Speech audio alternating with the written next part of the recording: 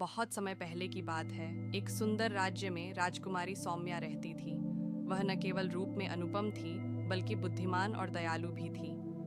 पूरे राज्य में उसकी सुंदरता और अच्छाई की चर्चा थी। उसके पिता महाराज विक्रम उसे बहुत प्यार करते थे और उसकी खुशी के लिए कुछ भी करने को तैयार थे। राज्य के पास ही एक घना जंगल था, जिसमें एक भयानक राक्षस रहता था। उसका नाम कालसुर था।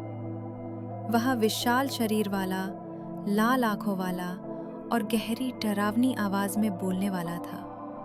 वह वर्षों से राज्य में आतंक फैला रहा था।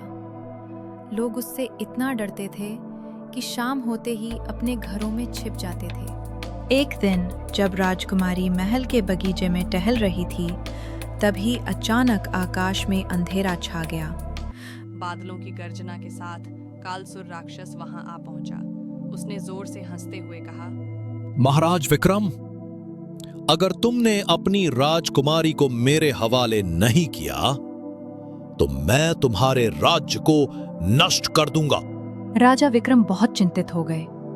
वे अपनी प्रजा को संकट में नहीं डाल सकते थे, लेकिन अपनी प्रिय बेटी को भी खोना नहीं चाहते थे। तभी राजकुमारी सौम्या ने कहा, पिताजी, मैं इस समस्या का समाधान खुद निकालूंगी। राजकुमारी ने गुप्त रूप से राज्य के सबसे बुद्धिमान संत से सलाह ली। संत ने उसे एक जादुई तावीज दिया और कहा, ये तावीज राक्षस को पराजित करने में मदद करेगा, लेकिन तुम्हें अपनी बुद्धि और साहस से भी काम लेना होगा। अगले दिन राजकुमारी खुद राक्षस के पास गई और बोली, अगर तुम मुझे हराना चाहते हो तो पहले मेरी 3 पहेलियों का उत्तर दो।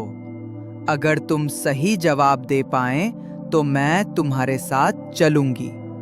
राक्षस कालसुर को लगा कि ये आसान होगा, इसलिए उसने चुनौती स्वीकार कर ली। राजकुमारी ने पहली पहेली पूछी, ऐसा क्या है जो जितना बांटोगे उतना ही बढ़ता जाएगा? राक्षस ने बहुत सोचा, लेकिन जवाब नहीं दे पाया। राजकुमारी मुस्कुराई और कहा, वह है प्रेम।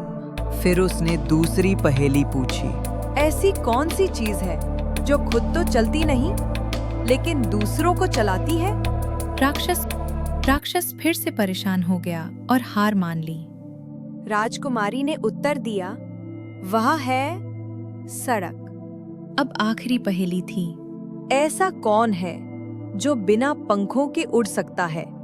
राक्षस बहुत कोशिश करने के बाद भी उत्तर नहीं दे पाया।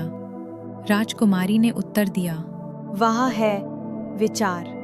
तीनों पहेलियों में हार कर राक्षस की शक्ति कमजोर हो गई। तभी राजकुमारी ने संत का दिया हुआ तावीज निकाला और उसे राक्षस की ओर उछाल दिया। ज्यों ही तावीज राक्षस के शरीर से टकराया, वो आग की लपटों में घिरकर राख बन गया। राज्य में खुशी की लहर दौड़ गई। राजा विक्रम ने अपनी पुत्री की बुद्धिमानी और साहस की भूरी भूरी प्रशंसा की। जल्द ही राजकुमारी का विवाह एक योग्य राजकुमार से हुआ और वे हमेशा सुखपूर्वक जीवन व्यतीत करने लगे। इस तरह एक सुंदर राजकुमारी ने अपनी चतुराई से न केवल अपने राज्य को बचाया, बल्कि यह भी साबित कर दिया कि असली शक्ति सौंदर्य में नहीं, बल्कि बुद्धि और साहस में होती है।